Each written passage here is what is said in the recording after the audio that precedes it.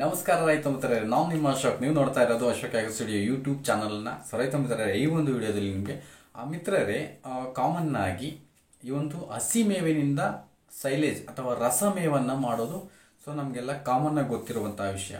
ಹಸಿ ಮೇವು, ಜೋಳದ ಮೇವಾಗಿರ್ಬೋದು, ಮೆಕ್ಕೆಜೋಳ, ಕೋಫೋರು, ಸೊ ಈ ರೀತಿ ನೇಪಿಯರ್ಗಳನ್ನ ಬಳಕೆ ಮಾಡಿಕೊಂಡು ಹಸಿ ಮೇವನ್ನು ಬಳಕೆ ಮಾಡಿಕೊಂಡು ಅದನ್ನು ರಸಮೇವನ್ನು ಮಾಡೋದು ಅಂದರೆ ಸೈಲೇಜ್ ಮಾಡೋದನ್ನು ಸೊ ಕಾಮನ್ ಆಗಿ ನಾವೆಲ್ಲ ತಿಳ್ಕೊಂಡಿದ್ದೀವಿ. ಬಟ್ ನಾನು ಈ ಒಂದು ವಿಡಿಯೋದಲ್ಲಿ ನಿಮಗೆ ಸೊ ಕಾಮನ್ ಒಂದು 80% ನಮ್ಮ ರೈತ ಸೋದರರಿಗೆ ಗೊತ್ತಿರೋದಿಲ್ಲ ಅನಿಸುತ್ತೆ, ನನಗನ್ಸುತ್ತೆ. ಒಂದು 20% ಆಫ್ ಪೇಪರ್ಸ್ ಗೊತ್ತಿರುತ್ತೆ. ಓಕೆ, ಗೊತ್ತಿಲ್ಲದಿರುವಂತಹ ಈ ಮ್ಯಾಟ್ರ ನಿಮಗೆ ತಿಳಿಸ್ಲಿಕ್ಕೆ ಹೋಗ್ತೀನಿ. ಏನು ಅಂತ ಅಂದರೆ, ಒಣಮೇವಿನಿಂದಲೂ ಸಹ ರಸಮೇವನ್ನು ಮಾಡ್ಕೋಬಹುದು. ಯಾರಿಗೆಲ್ಲ ಒಣಮೇವಿನ ಒಂದು ಪೂರೈಕೆ ಜಾಸ್ತಿ ಇದ್ದಾಗ, ಹೆಚ್ಚು ಪ್ರಮಾಣದಲ್ಲಿ ಒಣಮೇವಿದ್ರೆ ಅದನ್ನು ಇನ್ನಷ್ಟು ರಸಭರಿತ ಮೇವನ್ನಾಗಿ ಮಾಡಿಕೊಳ್ಳುವಂಥ ಅವಕಾಶಗಳು ಇದ್ದಾವೆ. ಸೊ ಅಂದರೆ ಹಸಿಮೇವಿನಿಂದ ರಸಮೇವು ಮಾಡೋದು ಕಾಮನ್ ಆಗಿದೆ, ಎಲ್ಲರಿಗೂ ಗೊತ್ತಿದೆ. ಬಟ್ ಒಣಮೇವಿನಿಂದ ನಾವು ರಸಮೇವನ್ನು ಹೇಗೆ ಮಾಡಬೇಕು ಅನ್ನೋದನ್ನು ಈ ಒಂದು ವಿಡಿಯೋದಲ್ಲಿ ಹೇಳ್ತಾ ಹೋಗ್ತೀನಿ. ನನಗಂತೂ ತುಂಬ ಯೂಸ್ ಆಗುತ್ತೆ ನಿಮಗೆಲ್ಲ ಅಂತ ನನಗನ್ಸಿದೆ. ನನ್ನ ಅನಿಸಿಕೆ ಖಂಡಿತ ನಿಮಗೆ ಯೂಸ್ ಇದು. ಓಕೆ, ನನಗೆ ಅಂದರೆ ಒಣಮೇವಿನಿಂದ ನಾವು ರಸಮೇವನ್ನು ಮಾಡ್ಕೊಳ್ಳುವಂಥ ವಿಧಾನ ನಮ್ಗೆ ಹೊಸದು ಅಂತ ಯಾರಿಗೆಲ್ಲ ಅನಿಸುತ್ತೆ ಖಂಡಿತ ನನಗೆ ಕಾಮೆಂಟ್ ಮಾಡಿ. ಈ ಒಂದು ಮಾಹಿತಿ ನಮ್ಗೆ ಇಷ್ಟ ಆಗಿದೆ ಅಂತಂದು ಖಂಡಿತ ನನಗಂತೂ ತಿಳಿಸಿ. ಹಾಗೆಯೇ ಲೈಕ್ ಮಾಡಿ. ನೀವು ಲೈಕ್ ಮಾಡಿದ್ರೆ ನನ್ನ ವಿಡಿಯೋಗಳು ನಿಮಗೆ ಇಷ್ಟ ಆಗಿದೆ ಇಲ್ಲ ಅಂತ ನನಗಂತೂ ಕನ್ಫರ್ಮ್ ಮಾಡ್ಕೋತೀನಿ, ಇಷ್ಟ ಆಗಿದೆ ಇಲ್ವಾ ಅಂತ. ಸೊ ಯಾವ ಒಂದು ವಿಡಿಯೋಗಳಿಗೆ ಹೆಚ್ಚು ಲೈಕ್ ಬರ್ತಾವೋ ಆ ಒಂದು ಮಾಹಿತಿಯನ್ನು ನಿಮಗೆ ಹೆಚ್ಚು ಕೊಡಲಿಕ್ಕೆ ನಾನು ಇಷ್ಟಪಡ್ತೀನಿ. ಓಕೆ, ಈ ವಿಡಿಯೋ ಇಷ್ಟ ಆದರೆ ನಿಮಗೆ ಖಂಡಿತ ಲೈಕನ್ನು ಮಾಡಿ. ಓಕೆ, ನಾವು ಮ್ಯಾಟರ್ಗೆ ಬರೋದಾದರೆ, ಈ ಒಂದು ಒಣಮೇವಿನಿಂದ ರಸಮೇವು ಮಾಡಲಿಕ್ಕೆ ನಾವು ಏನೆಲ್ಲ ಯಾವ ವಿಧದ ಒಂದು ಹುಲ್ಲನ್ನು ಬಳಕೆ ಮಾಡಬೇಕು, ಮುಖ್ಯವಾಗಿ ಯಾವ ವಿಧದ ಹುಲ್ಲನ್ನು ಬಳಕೆ ಮಾಡಿಕೊಂಡು ರಸಮೇವು ಮಾಡ್ಕೋಬಹುದು, ಮತ್ತು ರಸಮೇವು ಮಾಡಬೇಕಾದ್ರೆ ಏನೆಲ್ಲ ಇಂಗ್ರೀಡಿಯೆಂಟ್ಸನ್ನು ಯೂಸ್ ಮಾಡ್ಕೋಬೇಕು, ಎಷ್ಟು ದಿನ ತನಕ ಈ ಒಂದು ರಸಮೇವನ್ನು ಸ್ಟೋರ್ ಮಾಡಬೇಕು, ನಂತರ ನಾವು ಯಾವಾಗ ಕೊಡಬೇಕು, ಮುಖ್ಯವಾಗಿ ಈ ಮೇವನ್ನು ಯಾವ ಒಂದು ರಾಸುಗಳಿಗೆ ಕೊಡಬೇಕು, ಯಾವಕ್ಕೆ ಕೊಡಬಾರದು. ಈ ಒಂದು ರಸಮೇವನ್ನು ಕೊಡೋದ್ರಿಂದ ಏನು ಪ್ರಾಫಿಟ್ ಇದೆ, ಫ್ಯಾಟ್ ಹೆಚ್ಚಾಗುತ್ತಾ ಅಥವಾ ಹಾಲಿನ ಒಂದು ಉತ್ಪಾದನೆ ಹೆಚ್ಚಾಗುತ್ತಾ, ಸೊ ಹಾಗೂ ಇದು ಯಾವುದಕ್ಕೆ ಕೊಡಬಾರ್ದು, ಯಾವ ಸಮಯದಲ್ಲಿ ಕೊಡಬೇಕು ಕೊಡಬಾರ್ದು, ಇವೆಲ್ಲವನ್ನು ಟೋಟಲ್ ಆಗಿ ನಾನು ನಿಮಗೆ ಈ ಒಂದು ವಿಡಿಯೋದಲ್ಲಿ ಇಟ್ಟು ಹೋಗ್ತೀನಿ. ವಿಡಿಯೋವನ್ನು ಕರೆಕ್ಟ್ ಅಂದರೆ ಸ್ಕಿಪ್ ಮಾಡ್ದಲೆ ಮುಂದಕ್ಕೆ ಹೋಗ್ದಲೆ ಕಂಟಿನ್ಯೂಸ್ ಆಗಿ ವಾಚ್ ಮಾಡಿ, ನಿಮಗೆ ಸಂಪೂರ್ಣವಾಗಿ ಅರ್ಥ ಆಗುತ್ತೆ, ಡೌಟ್ ಕ್ಲಿಯರ್ ಆಗುತ್ತೆ. ಓಕೆ, ವಿಡಿಯೋನ ಸ್ಟಾರ್ಟ್.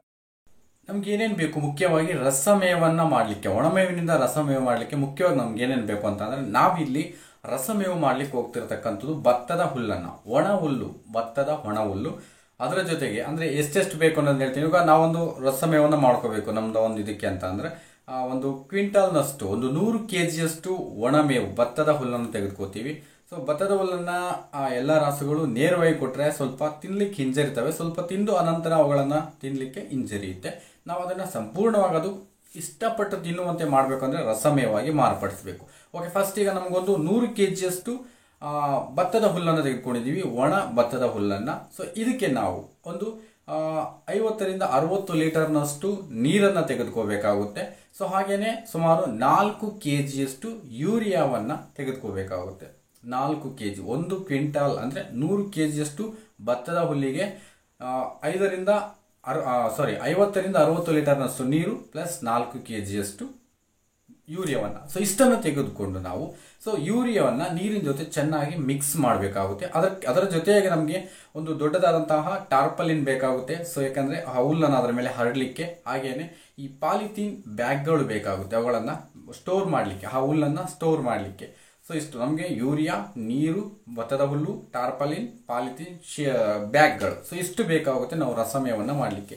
ಸೊ ಪ್ರೋಸೆಸ್ ಹೇಗಿರುತ್ತೆ ಅಂತ ಅಂದರೆ, ಒಂದು ಪಾಲಿಥೀನ್ ಶೀಟನ್ನು ಅಂದರೆ ಟಾರ್ಪಲಿನ್ ಶೀಟನ್ನು ವಿಸ್ತಾರವಾಗಿ ಹರಡಿಬಿಟ್ಟು, ಸೊ ಅದರ ಮೇಲ್ಭಾಗದಲ್ಲಿ ಹುಲ್ಲನ್ನು ಈಗ ಎಲ್ಲವನ್ನು ಒಮ್ಮೆಲೆ ಹಾಕ್ದಲೆ ಸೊ ಒಂದು 3 ಭಾಗಗಳಾಗಿ ಮಾಡಿಕೊಂಡು, ಸೊ ಅದರಲ್ಲಿ ಒಂದು ಭಾಗವನ್ನು ಟಾರ್ಪಲಿನ್ ಶೀಟ್ ಮೇಲೆ ಹರಡಬೇಕಾಗುತ್ತೆ.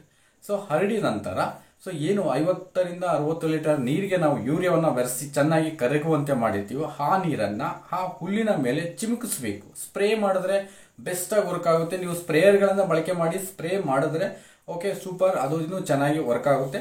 ಸ್ಪ್ರೇಯರ್ ಇಲ್ಲದೆ ಇರೋರು ಚಿಮುಕಿಸ್ತಾ ಹೋದ್ರೂ ಓಕೆ. ಅದಾದ ನಂತರ ಎರಡನೇ ಭಾಗವನ್ನು, ನಾವೇನು 3 ಭಾಗ ಹುಲ್ಲು ಮಾಡ್ಕೊಳ್ತೀವಿ, ಆ ಎರಡನೇ ಭಾಗವನ್ನು ಮತ್ತೆ ಅದರ ಮೇಲೆ ಹರಡಬೇಕು. ಸೊ ಅಲ್ಲಲ್ಲಿ ತೆಳುವಾಗಿ ಹರಡಿ ಮತ್ತೊಮ್ಮೆ ನಾವು ನೀರನ್ನು ಸ್ಪ್ರೇ ಮಾಡಬೇಕಾಗುತ್ತೆ ಆ ಹರಡಿದಂತಹ ಹುಲ್ಲಿನ ಮೇಲೆ. ಅದಾದ ನಂತರ 3ನೇ ಭಾಗದ ಹುಲ್ಲೇನಿರುತ್ತೆ ಅದನ್ನು ಸಹ ಅದರ ಮೇಲೆ ಹರಡಿ ಇರುವಂತಹ ಎಲ್ಲ ನೀರನ್ನು ಅದರ ಮೇಲೆ ಚಿಮುಕಿಸಬೇಕು.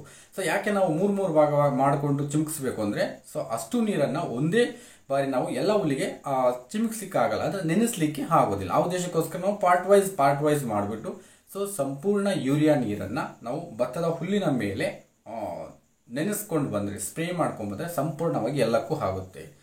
ಸೊ ಈ ರೀತಿ ನಾವು ಮಾಡಿದಂತಹ ಒಂದು ಹುಲ್ಲನ್ನು, ನಾವು ಸ್ಪ್ರೇ ಮಾಡಿದಂತಹ ಒಂದು ಹುಲ್ಲನ್ನು ಪಾಲಿಥೀನ್ ಬ್ಯಾಗ್ಗಳೇನಿರ್ತವೆ ಅವುಗಳಲ್ಲಿ ಏರ್ ಟೈಟ್ ಮಾಡಿಬಿಟ್ಟು, ಅಂದರೆ ಗಾಳಿ ಆಡದಂತೆ ಟೈಟಾಗಿ ಅವುಗಳಲ್ಲಿ ತುಂಬಬೇಕು. ತುಂಬಿ ಅವುಗಳ ಒಂದು ತುದಿ ಭಾಗವನ್ನು ಗಾಳಿ ಆಡದಂತೆ ಬಿಗಿಯಾಗಿ ಕಟ್ಟಿ ಇಡಬೇಕು. ಸೊ ಓವರಾಲ್ ಎಷ್ಟು ಹುಲ್ಲಿಗೆ ನಾವು ನೀರನ್ನು ಸಿಂಪಡಿಸಿದ್ದೀವಿ ಅಷ್ಟು ಹುಲ್ಲನ್ನು ಸೊ ಪಾಲಿಥೀನ್ ಬ್ಯಾಗ್ಗಳಲ್ಲಿ ಏರ್ ಟೈಟ್ ಮಾಡಿ ಗಾಳಿ ಆಡದಂತೆ ಟೈಟಾಗಿ ಅವುಗಳನ್ನು ಕಟ್ಟಿ ಇಡಬೇಕು. ಎಷ್ಟು ದಿನ ತನಕ ಸ್ಟೋರ್ ಮಾಡಬೇಕು ಅಂದರೆ, ಒಂದು 6ರಿಂದ 10 ದಿನ ತನಕ ನೀವುಗಳನ್ನು ಸ್ಟೋರ್ ಮಾಡಿಕೊಂಡ್ರೆ ಸೊ 10-11ನೇ ದಿನದಲ್ಲಿ ನೀವುಗಳನ್ನು ಓಪನ್ ಮಾಡಬಹುದು. ಓಪನ್ ಮಾಡಿದ ನಂತರ ನಿಮಗೆ ಸ್ವಲ್ಪ ಯೂರಿಯಾ ವಾಸನೆ ಇರುತ್ತಲ್ಲ, ಸೊ ಹೊರಕ್ಕೆ ಹಾಕಿ ಸ್ವಲ್ಪ ಬಿಸಿಲಿನಲ್ಲಿ ಹೊರಕ್ಕೆ ಹಾಕಿದಾಗ ಸೊ ಯೂರಿಯಾ ವಾಸನೆ ಹೋಗುತ್ತೆ. ನಂತರ ಈ ಒಂದು ಹುಲ್ಲಿನ ವಾಸನೆ ಸ್ಮೆಲ್, ಅಂದರೆ ಘಮ ಅನ್ನೋದು ಸ್ಮೆಲ್ ತುಂಬ ಉತ್ತಮವಾಗಿ ಬರ್ತಾ ಇರುತ್ತೆ. ಈ ಸ್ಮೆಲ್ಗೆ ಅಟ್ರಾಕ್ಟ್ ಆಗುತ್ತೆ ರಾಸುಗಳು. ನೀವು ಆ ಒಂದು ಹುಲ್ಲನ್ನು ಕೊಟ್ಟರೆ ಆ ಒಂದು ಹುಲ್ಲನ್ನು ರಾಸುಗಳು ಇಷ್ಟಪಟ್ಟು ತಿಂತವೆ. ಯಾಕೆ ಇಷ್ಟಪಟ್ಟು ತಿಂತವೆ ಅಂದರೆ, ಇಲ್ಲಿ ನಾವು ಯೂರಿಯಾವನ್ನು ನೀರಿನ ಜೊತೆ ಬೆರೆಸಿ ಹಾಕಿದಾಗ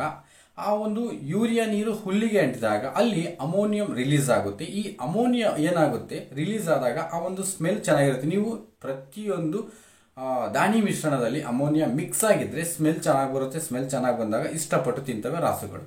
ಸೊ ಎಸ್ ಇಟ್ ಈಸ್ ಇಲ್ಲಿ ಈ ಒಂದು ಅಮೋನಿಯಾ ಮಿಕ್ಸ್ ಆದಾಗ ಅದು ಹುಲ್ಲು ಸಹ ಸ್ಮೂತ್ ಆಗುತ್ತೆ, ಮೃದುವಾಗುತ್ತೆ. ಮೊದಲಿದ್ದಂತೆ ಅದು ಹಾರ್ಡ್ ಇರೋದಿಲ್ಲ.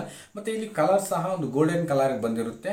ಆ ಒಂದು ಸ್ಮೆಲ್ ಚೆನ್ನಾಗಿರುತ್ತೆ, ತಿನ್ನಲಿಕ್ಕೂ ಸಹ ಚೆನ್ನಾಗಿರುತ್ತೆ. ಪ್ಲಸ್ ಇದರ ಒಂದು ಮುಖ್ಯ ಮೇಜರ್ ಉಪಯೋಗ ಏನು ಅಂತ ಅಂದರೆ, ಇಲ್ಲಿ ಆ ಒಂದು ಟೋಟಲ್ ಡೈಜೆಸ್ಟಬಲ್ ಒಂದು ಕ್ರೂಡ್ ಪ್ರೋಟೀನ್ ಏನಿರುತ್ತೆ, TDS ಮತ್ತು TPS ಏನಿರುತ್ತೆ, ಟೋಟಲ್ ಡೈಜೆಸ್ಟಬಲ್ ಕ್ರೂಡ್ ಪ್ರೋಟೀನ್ ಮತ್ತು ಡೈಜೆಸ್ಟಬಲ್ ಕ್ರೂಡ್ ಪ್ರೋಟೀನ್ಸು ಇನ್ಕ್ರೀಸ್ ಆಗಿರುತ್ತೆ. ಅಪ್ ಟು 2-3% ಇನ್ಕ್ರೀಸ್ ಆಗಿರುತ್ತೆ ಡೈಜೆಸ್ಟಬಲ್ ಕ್ರೂಡ್ ಪ್ರೋಟೀನ್ಸ್, DCP ಅಂತ ಹೇಳ್ತೀವಲ್ಲ.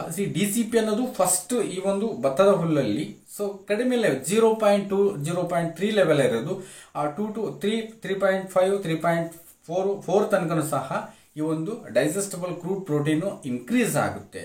ಅಂದರೆ DCP ಇನ್ಕ್ರೀಸ್ ಆದಾಗ, ಈ DCP ಇನ್ಕ್ರೀಸ್ ಆದರೆ ಏನಾಗುತ್ತೆ ಅಂದರೆ ರುಮೆನ್ನಲ್ಲಿ ಈ ಡೈಜೆಷನ್ ಮೆಟಬಾಲಿಸಮ್ ಏನು ತುಂಬ ಉತ್ತಮವಾಗಿ ನಡೆಯುತ್ತೆ. ಆ ಒಂದು ಡೈಜೆಷನ್ ಪ್ರೋಸೆಸ್ಸು ಸರಾಗವಾಗಿ ನಡೆಯುತ್ತೆ. ಸೊ ಪ್ರೋಟೀನ್ಸ್ ಅನ್ನೋದು ಆರಾಮಾಗಿ ನಮ್ಮ ರಾಸುಗಳ ದೇಹಕ್ಕೆ ದೊರೆಯುತ್ತೆ. ಸೊ ಇದು ಇದರ ಮೇಜರ್ ಉಪಯೋಗ. ಸೊ ಎಸ್ ಇಟ್ ಈಸ್ ನಮ್ಮ ಸೈಲೇಜಲ್ಲಿ ಏನಾಗುತ್ತೆ, ಇಲ್ಲಿ ಫೈಬರ್ ಕಂಟೆಂಟು ಇನ್ಕ್ರೀಸ್ ಆದಾಗ, ಅಂದರೆ ಆ ಕ್ರೂಡ್ ಪ್ರೋಟೀನ್ಸ್ ಇನ್ಕ್ರೀಸ್ ಆದಾಗ ಖಂಡಿತ ನಮ್ಮ ರಾಸುಗಳಲ್ಲಿ ಹಾಲಿನ ಪ್ರಮಾಣವೂ ಇನ್ಕ್ರೀಸ್ ಆಗುತ್ತೆ. ಎಷ್ಟು ಇನ್ಕ್ರೀಸ್ ಆಗೋದು, ಒಂದು 1/2 ಲೀಟರಿಂದ 1 ಲೀಟರ್ ತನಕ ಇನ್ಕ್ರೀಸ್ ಆಗ್ಬೋದು. ಪ್ಲಸ್ ಫ್ಯಾಟ್ ಕಂಟೆಂಟು ಸಹ ಇಂಪ್ರೂವ್ ಆಗುತ್ತೆ. ಏನಾದರೂ ಫ್ಯಾಟ್ ಡೌನ್ ಇರುವಂತಹ ರಾಸುಗಳಲ್ಲಿ ಈ ಫ್ಯಾಟ್ ಕಂಟೆಂಟ್ ಸಹ ಇಂಪ್ರೂವ್ ಆಗುತ್ತೆ. ಮೇಜರ್ ಅನುಕೂಲ ಅಂದರೆ ಈ ಒಂದು ಒಣಮೇವಿನಿಂದ ರಸಮೇವು ಮಾಡ್ತಕ್ಕಂಥದ್ದು ಈ ಉದ್ದೇಶಕ್ಕೋಸ್ಕರನೇ. ಸೊ ಇದು ಖಂಡಿತ ಬೆಸ್ಟ್ ಆಗಿ ವರ್ಕ್ ಮಾಡ್ತಕ್ಕಂಥದ್ದು ಯಾರಿಗೆಲ್ಲ ಹೆಚ್ಚಿನ ಪ್ರಮಾಣದಲ್ಲಿ ಒಂದು ಭತ್ತದ ಹುಲ್ಲಿನ ಪೂರೈಕೆ ಇರುತ್ತೆ ಅಂಥವರು. ಸೊ ಈ ಒಂದು ಕ್ವಾಂಟಿಟಿಯಲ್ಲಿ ನೀವು ರಸಮೇವನ್ನು ಮಾಡಿಕೊಂಡು ರಾಸುಗಳಿಗೆ ಬಳಸಿದ್ದೆ ಆದರೆ ನಿಮ್ಮ ಡೈರಿ ಫಾರ್ಮ್ನನ್ನು ಒಂದು ಉತ್ತಮ ರೀತಿಯಲ್ಲಿ ಸಾಗಿಸಲಿಕ್ಕೆ ಅಂತ ಬೆಸ್ಟ್ ಅಂತ ಹೇಳ್ಬೋದು. ಸೊ ಈ ರೀತಿ ನೀವು ಒಣಮೇವಿನಿಂದ ರಸಮೇವನ್ನು ಮುಖ್ಯವಾಗಿ ಈ ಒಂದು ಹುಲ್ಲನ್ನು ಕರುಗಳಿಗೆ ಹೊರತುಪಡಿಸಿ ಉಳಿದ ಎಲ್ಲ ರಾಸುಗಳು ಕೊಡಬಹುದು. ಸೊ ಕರುಗಳಿಗೆ ಯಾಕೆ ಕೊಡಬಾರದು ಅಂತಂದ್ರೆ, ಕರುಗಳಲ್ಲಿ ಅಷ್ಟೊಂದು ಡೈಜೆಷನ್ ಸಿಸ್ಟಮ್ ಅನ್ನೋದು ಡೆವಲಪ್ ಆಗದೆ ಕಾರಣ. ಸೊ ನೀವೇನಾದ್ರೂ ಯೂರಿಯಾ ಕೋಟೆಡ್ ಆಗಿರುವಂತಹ ಈ ಮೇವನ್ನು ಕೊಟ್ಟಾದಾಗ ಇಲ್ಲಿ ಅತಿಯಾಗಿ ಬೇದಿ ಆಗ್ತಕ್ಕಂತಹ ಚಾನ್ಸಸ್ ಹೆಚ್ಚಾಗಿರುತ್ತೆ. ಸೊ ಖಂಡಿತ ಯೂರಿಯಾ ಕೋಟೆಡ್ ಆಗಿರುವಂತಹ ಈ ಮೇವನ್ನ ಕರುಗಳಲ್ಲಿ ನೀವು ಕೊಡೋದು ಬೇಡ. ಸೊ ಉಳಿದಂತೆ ಎಲ್ಲ ರಾಸುಗಳಿಗೂ ಕೊಡಬಹುದು. ಸೊ ಇದು ನೀವು ಮುಖ್ಯವಾಗಿ ಗಮನಿಸಬೇಕಾಗಿರುವಂತಹ ಅಂಶ.